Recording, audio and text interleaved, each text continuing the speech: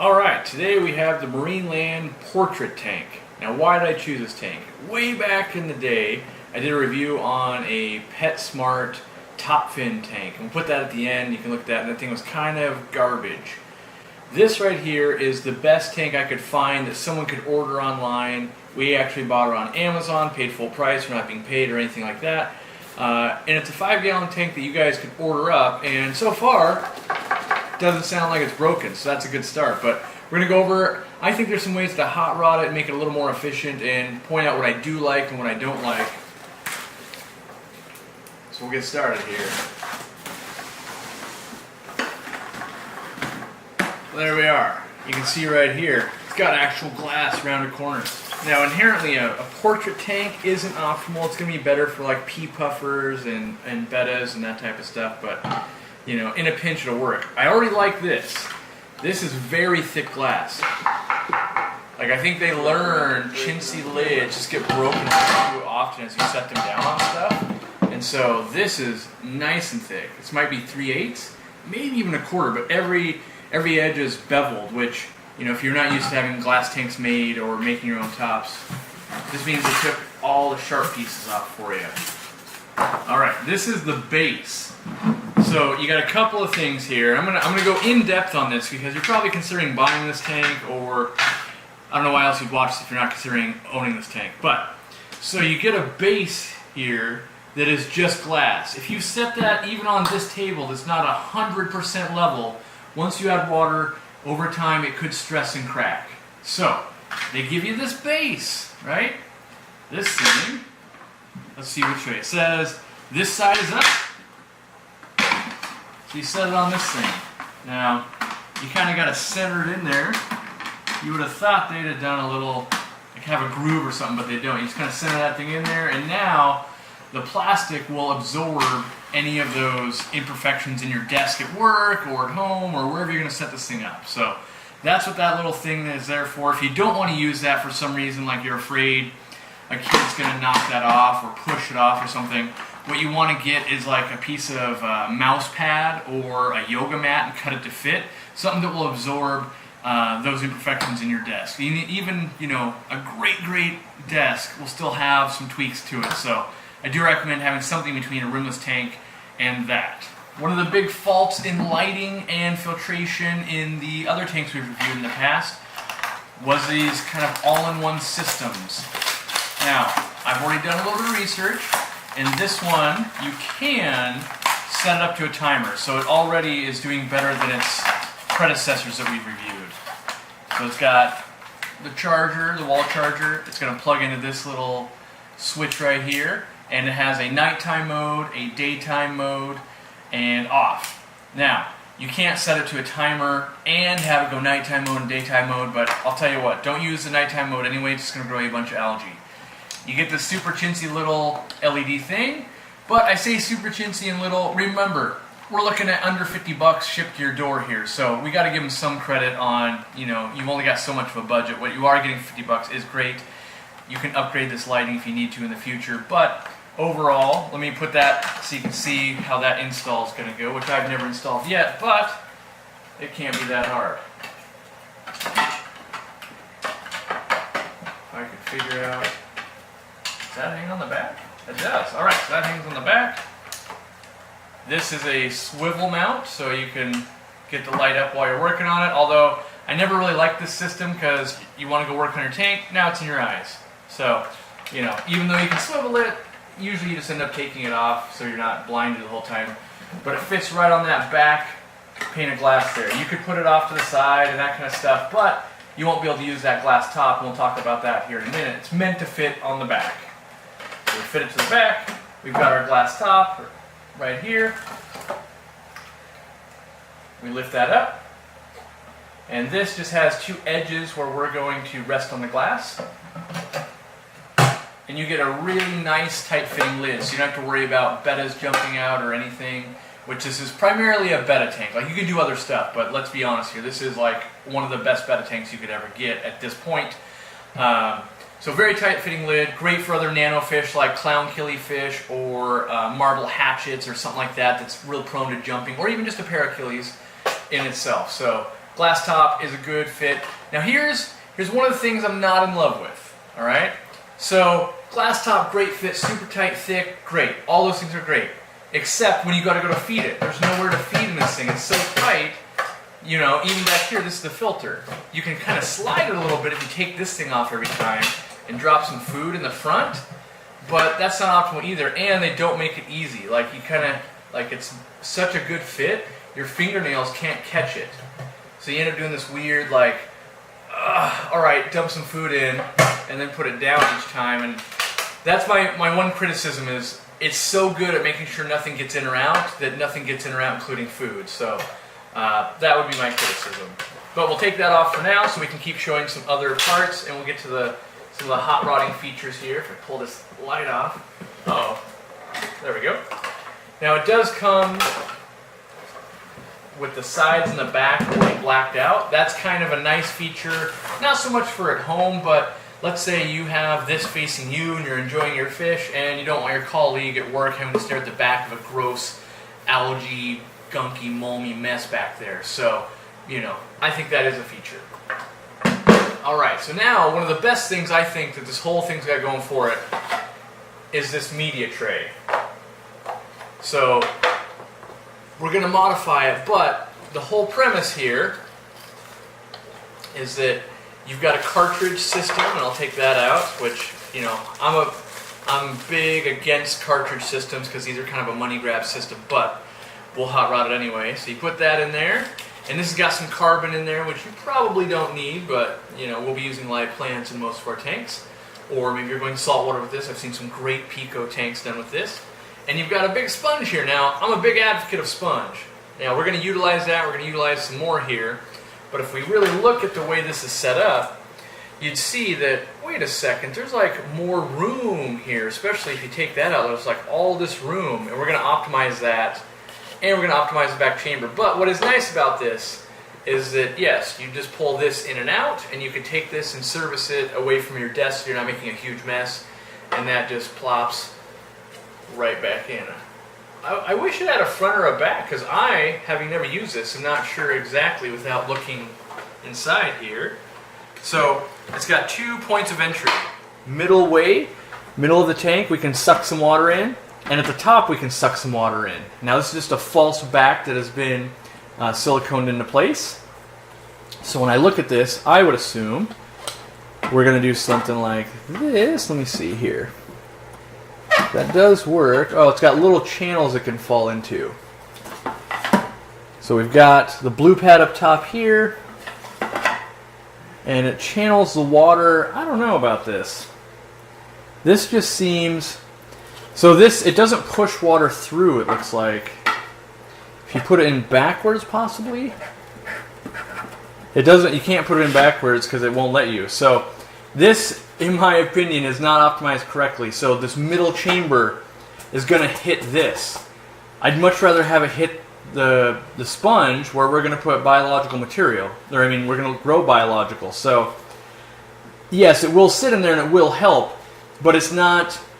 Okay, I got to back up here. The whole reason to have the sponge behind these is so that you don't have little critters like shrimp and fry and stuff get sucked up. But the minute you hide that behind this ledge, it doesn't do that anymore. So we're going to optimize that. I'm going to show you a couple of ways. We do have a nozzle here. This is great because you can direct the flow. So if you got a bed end, doesn't want a lot of flow, you can push it against the wall, you can move it up top, that type of thing. You get this tiny little pump right here. It's got a couple of suction cups, which is apparent now because it won't come up. This is going to help dampen vibration. So as this thing's running, it's jiggling a little bit. It's not going to sit the hard plastic against the bottom and rattle. So that helps a little bit. And you've got a control valve here. So if you do have a betta or something that doesn't want a lot of flow, you can turn that way down. Turn that flow way down for it. So it'll be coming out as a trickle instead of blowing everything all around.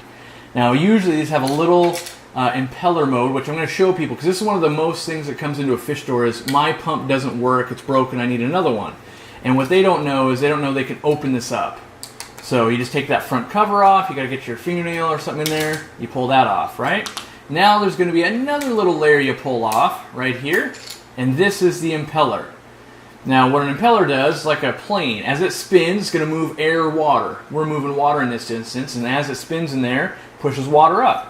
What we want to inspect is make sure that this is not broken in any way, no broken blades, it's not spinning freely, like you need the magnet and this plastic to be glued together still. And then we want to make sure we've got no hair, algae, sand, anything like that in there that's making a grinding sound. It's got to be a nice fluid motion. You put that back in, should be able to spin it real easy. Real easy. So then we just put it back together, and we'd want to service that probably every 6 months or so, regardless if we're having problems or not, just to make sure it's staying serviced. We put our front back on, and so I guess I should explain what this is doing here. All this is doing is allowing, so right here there's a half moon or a half circle, right? And on the inside where the flow control is, it's also a half circle. So as we turn this, it can close that circle or open it up more. So when you turn it all the way down to 0 and you put this together, yeah, the flow is going to be 0 because we completed that whole circle. So all we're doing is opening or closing that a bit to allow flow. So that's how that works, in case you've ever wondered. I'm going to leave that out for right now because now I want to talk about actually hot rodding this thing, and that's going to be a little bit more difficult. But we've got all of this space that's in here. So if we take out the cartridge system, we've got this whole back chamber, and all it has to do, a couple of things. It's going to hold this pump. We might have it hold a heater in there if we're running a real cold office building or something like that. And then we want to fill it with biological material that can break down waste. Now, this in itself, we can kind of see right here, this is what it comes with. You buy these all the time, they probably clog up once every 10 days or so. This you can use and clean forever, that's good. But we've got all this other wasted space. So, what I'm going to do, you could use this way forever. I don't want to say that you can't do that. But if you want to make your maintenance a little bit easier and sleep a little bit better at night, I like to hot rod things, and that's what I'm going to use right here. These are sponge pads. We sell them on our website. You know, yes, this is a sales pitch. So let's get past that already and just show you how to make something better. If you had a billion of these laying around, just use this, right? So our goal will be, how do we maximize this? You know, so we can cut almost this whole pad. You can see here that this pad, and this pad wasn't designed to magically fit this perfect, but it's dang near close. We just want to fit a bunch of this pad material in there. We don't want to cram it in. We don't want to just like, oh yeah, look at this, I can fit it all in there. That's not good either. We need it to be maintenanceable very easily, and so we're going to grab a pair of scissors. And what I'm going to do is I'm going to start by taking a look, and we can see there's a couple dividers in there, and we're going to try to mimic one of those. So, as we see here, I could make a bunch of these, and that's what I'm going to do. I'm going to start there. I'm going to cut it a little bit wide, because I like it to be a little snug in there. When you saw this coming in and out, it fell out a few times. So we've got two options. We could either A, replace this whole plastic thing, which is probably what I would do, or B, we could cut strips to fit in here and maximize this a little bit better. But for now, we're going to use this as a template, and we're just going to make a mark, you know, kind of with our finger where we need to cut. Do that again here. And try not to cut, you know, like this. Try to cut straight. And it's hard to cut sponge a little bit. You want sharp scissors. If I had a ruler and I had planned this better, and I wasn't on camera, I'd be using a ruler right now. You can also use a very sharp knife or razor blade, like an X-Acto knife type of deal. So we're going to see how well I cut there. Good enough for TV anyway. This is where I need to be the home shopping network, and I go, oh great, let's set that aside and bring the one that's done right out of the oven. So now we've got this thing, comparable, a little bit skinnier. Well, let's go ahead and see if this thing drops right in. So just like that, runs a little bit tall, as you can see here, but it still fits. Now, let me do a little bit of modification right here, and we're going to save this. You never get rid of anything, because this could be used in a different filter, like a little nano hang-on back. Never get rid of stuff like this. And the one we're replacing, both these still usable. That's why I said if you had a bunch of these laying around, you might already be good to go. So now we've replaced our sponge. Now what do we do here? So you're going, okay, at first we had this plastic at the middle. Now the first thing it'll hit is sponge. So it's got, you know, a little bit better so it doesn't get channeled to a pump and get killed, right? If we had a little baby fish or something like that. It's not super duper snug, so it comes in and out pretty easily. We have more surface area, so if we compare what we used to have, what we have now, right? So we put these side by side. This is what we used to have, and now we have more, right? So we've gained at least half a thickness here all the way up. So we've hot rodded it a little bit. Now, we need to put the pump in. We can do that real quick, and we'll see if we can't fit some more sponge in. Because you've got all this back room here that we're not using otherwise, that we could be. Alright, so let's see, it's going to face this way. Is there any other way? I think so I'm planning ahead. If I turn this, if I can get this to turn, there we go. That'll be as close as I can get to this corner, and that'll allow me to put some more in, hopefully. Now I'm going to try, does this come out? Nope, that's stuck in there. I was hoping I could pull a sneaky trick. I still might pull a sneaky trick. So on the top here, there's this piece of plastic. I think I can get this cord around it, and that'll allow me one extra. Yep. So now that cord is going to be right down in there, right out of the way. So now, when you don't have giant hands, it's a lot easier to do this, to get down there and push it down so it actually will suction cup to the bottom. So if you got little kids or little dainty arms that I don't have, that's a lot easier. Yeah, if you got Jimmy hands, so if I do a straight piece and let it hang, yep. So this is the modification I'm going to make. I'm going to make this tube half as big. If I can cut it. And now I'm going to connect it straight to it and have it be hanging so it will never make that rattle sound. I wish they didn't put these little things in there. I'm going to cut a little more off. You know, modify at your own risk, but you'll see you'll like what I've done here. There we go. So now we're in there, and we've got basically a bunch more space right here. We've made that space free. Now that could be for a heater. I don't run a heater typically, so I'm going to put some more sponge in there. Oh, I dropped it. That's where it went. But it probably can't be as wide, so we're going to take this piece out. We're going to make another one, but like 3/4 the thickness. So what I do is I kind of line it up, and then I go, well, let's move it over a little bit. Let's try that piece.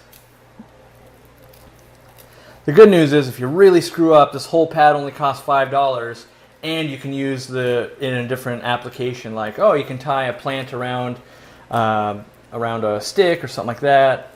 Decorative. So even the mistakes aren't too bad with this. All right, so let's see here. We put this original one back in.